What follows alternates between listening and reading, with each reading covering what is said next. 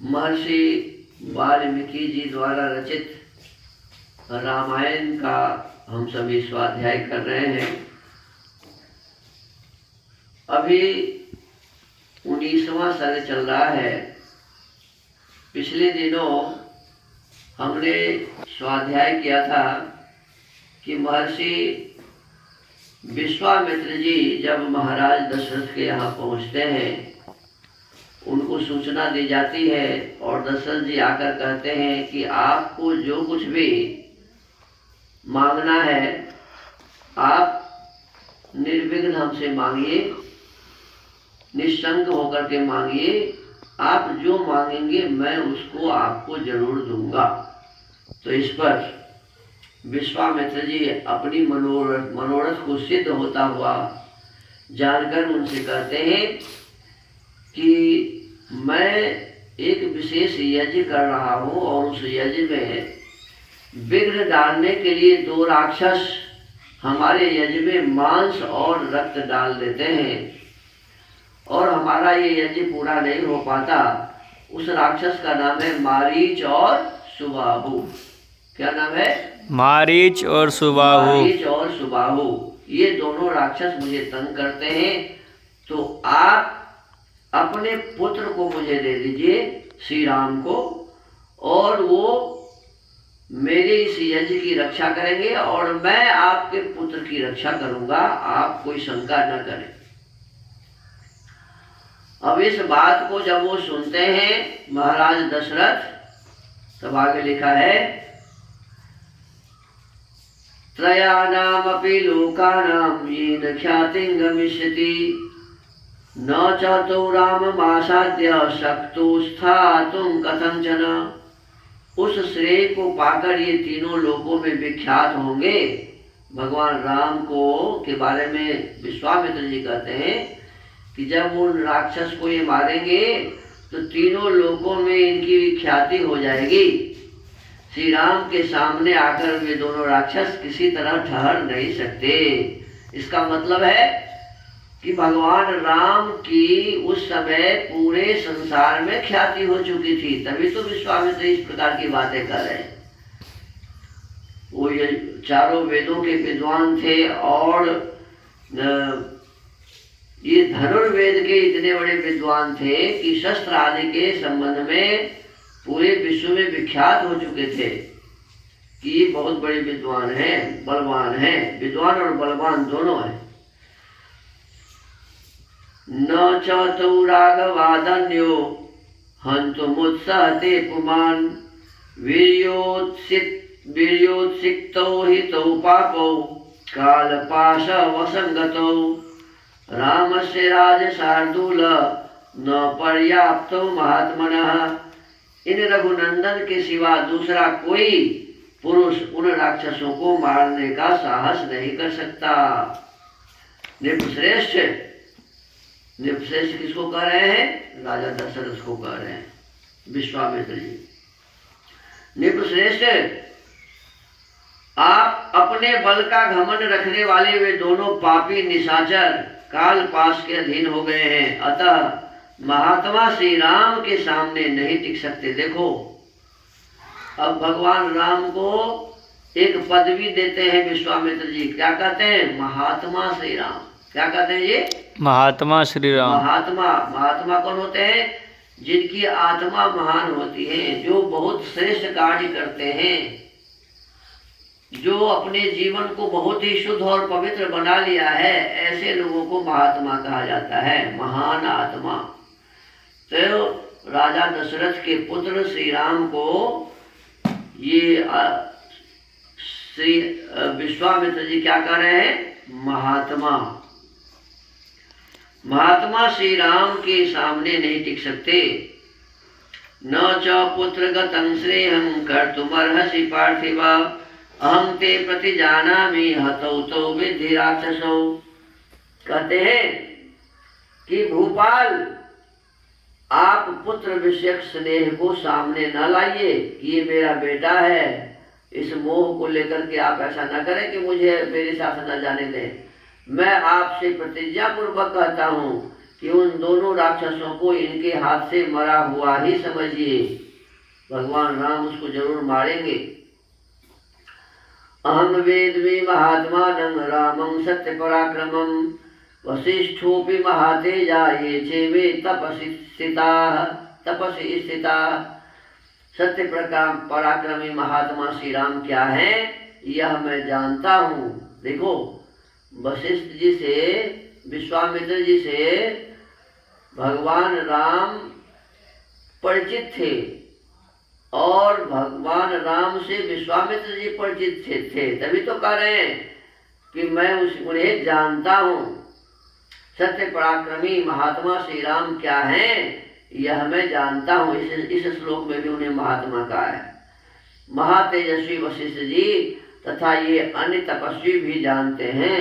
इनको कहते हैं कि वशिष्ठ जी और अन्य तपस्वी जन भी जानते हैं। यदि ते धर्म लाभं तो यशश्च परमं भुवि स्थिरमिच्छसि राजेंद्र रामं मे दातुमर्हसि। राजेंद्र, यदि आप इस भूमंडल में धर्म लाभ और उत्तम यश को स्थिर रखना चाहते हो तो श्री राम को मुझे दे दीजिए। अद्यभ्यनुज्यां काकुत्स्थ ददते तव मंत्रिणः वशिष्ठ प्रमुखाः सर्वे ततो रामं विसर्जय। काकुत्स्थ नंदन, यदि वशिष्ठ आदि आपके सभी मंत्री आपको अनुमति दें तो आप श्री राम को मेरे साथ विदा कर दीजिए। उन्होंने कहा कि वशिष्ठ जी से भी पूछ लीजिए, अन्य मंत्रियों से भी पूछ लीजिए, और वो लोग यदि अनुमति दें तो मेरे साथ इन्हें भेज दीजिए। देखो, इसमें एक महाराज दशरथ को कहा कि काकुत्स्थ माने काकुत्स्थ वंश के राजा दशरथ है। काकुत्स्थ एक बहुत बड़े प्रतापी राजा हुए थे इस वंश में। माने दशरथ जी से पूर्व जो पूर्वज थे उसमें बहुत बड़े प्रतापी राजा हुए, काकुत्स्थ नाम था उनका। फिर आगे कहते हैं अभिप्रेतम संसक्त मातमजं दातुमर्हसि दशरात्रं हि यज्ञस्य रामं राजीवलोचनम्। मुझे राम को ले जाना अभिष्ट है। ये भी बड़े होने के कारण अब आसक्ति रहित हो गए हैं। अतः आप यज्ञ के अवशिष्ट 10 दिनों के लिए अपने पुत्र कमल नयन श्री राम को मुझे दे दीजिए। कितने दिन के लिए मांगते हैं जी? 10 दिन के लिए। कितने दिनों के लिए? 10 दिनों के लिए मांगते हैं। नातीति कालो यज्ञस्य यथायं मम राघव तथा कुरुष्व भद्रं ते मा च सुखी मनः कृताः। रघुनंदन, आप ऐसा कीजिए जिससे मेरे यज्ञ का समय व्यतीत न हो जाए, आपका कल्याण हो। आप अपने मन को शोक और चिंता में न डालिए। अब देखो, तो कहते हैं किसी प्रकार की चिंता मत करिए, शोक मत करिए, और जल्दी हमें राम जी को हमारे साथ भेज दीजिए। यहाँ दशरथ जी को कहते हैं रघुनंदन, माने उस खानदान में एक बहुत बड़े राजा हुए, उनका नाम था रघु। क्या नाम था जी? रघु। तो रघु के परिवार में होने से उनको क्या कहा जा रहा है? रघुनंदन। क्या कहा जा रहा है? रघुनंदन। भगवान राम को भी रघुनंदन कहते हैं क्योंकि रघु के खानदान के ही उनके पिताजी भी थे और वे भी थे। इसी खानदान में सब आ रहा है। तो जैसे वहाँ काकुत्स्थ कहा वैसे यहाँ रघुनंदन कर रहे हैं, माने रघु के कुल का नंदन।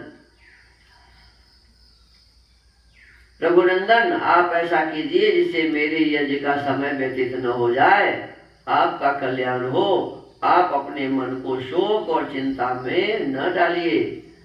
इत्येवं मुक्त्वा धर्मात्मा धर्मार्थ सहितं वचः वीरराम महातेजा विश्वामित्रो महामतिः।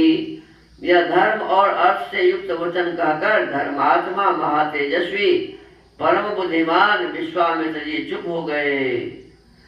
सौतन्निशम्य राजेंद्रो विश्वामित्र वचः शुभम शोकीन महताविष्टस् चचाल च मुमोह च। विश्वामित्र का यह शुभ वचन सुनकर महाराज दशरथ को पुत्र वियोग की आशंका से महान दुख हुआ। किनको दुख हुआ जी? किनको दुख हो गया? राजा दशरथ जी को दुख हो गया कि ये तो मेरे बेटे को ले जाना चाहते हैं और मैं अपने बेटे के बिना कैसे रहूंगा। कहते हैं कि विश्वामित्र का यह शुभ वचन सुनकर महाराज दशरथ को पुत्र वियोग की आशंका से महान दुख हुआ। वे उससे पीड़ित हो सहसा कांप उठे। क्या हो गए? कांपने लगे और बेहोश हो गए। बेहोश हो गए माने कुछ भी ध्यान नहीं रहा। मेरा बेटा मेरे पास से चला जाएगा, बस इसे ही चिंता में मग्न हो गए वो। लब्ध संजस्तदोत्थाय व्यसीदत भयान्वितः इति हृदय मनोविदारणं मुनिवचनं तदतीव शुश्रुवान्। नरपतिरभवन् महान् महात्मा व्यथितमनाः प्रचालश्चासनात्। कहते हैं कि थोड़े देर बाद जब उन्हें होश हुआ, सुनते ही क्या हो गए? बेहोश हो गए। थोड़ी देर बाद जब उन्हें होश हुआ तब वे भयभीत हो विषाद करने लगे। विश्वामित्र मुनि का वचन राजा के हृदय और मन को विदीर्ण करने वाला था, मने छलनी करने वाला था, विदीर्ण करने वाला था। मैंने बहुत ही दुख में वे अपने आप को मग्न कर लिए राजा दशरथ जी। विश्वामित्र मुनि का वचन राजा के हृदय और मन को विदीर्ण करने वाला था। उसे सुनकर उनके मन में बड़ी व्यथा हुई। वे महामनस्वी महाराज अपने आसन से विचलित हो मूर्छित हो गए। पहले भी लिखा था कि वे कांपते हुए बेहोश हो गए और आगे क्या लिखा है कि राजा दशरथ इतने दुखी हो गए कि वो मूर्छित हो गए। मालूम पड़ रहा था कि हम मर गए। मूर्छित होना माने मालूम पड़ रहा था क्या हो गया? मर गए। अब 19वां सर्ग समाप्त होता है बालकांड का। इसमें बालकांड का 19वां सर्ग भी समाप्त हुआ और श्लोक भी इसमें 19 ही। श्लोक कितने? 22 है। इसमें श्लोक 22 है। तो इस 22 श्लोक के साथ बालकांड के 19वें सर्ग की समाप्ति हुई। अब कल 20वें सर्ग पर चर्चा करेंगे। अभी कहाँ तक हम पहुँचे हैं जी? दशरथ जी क्या हो गए?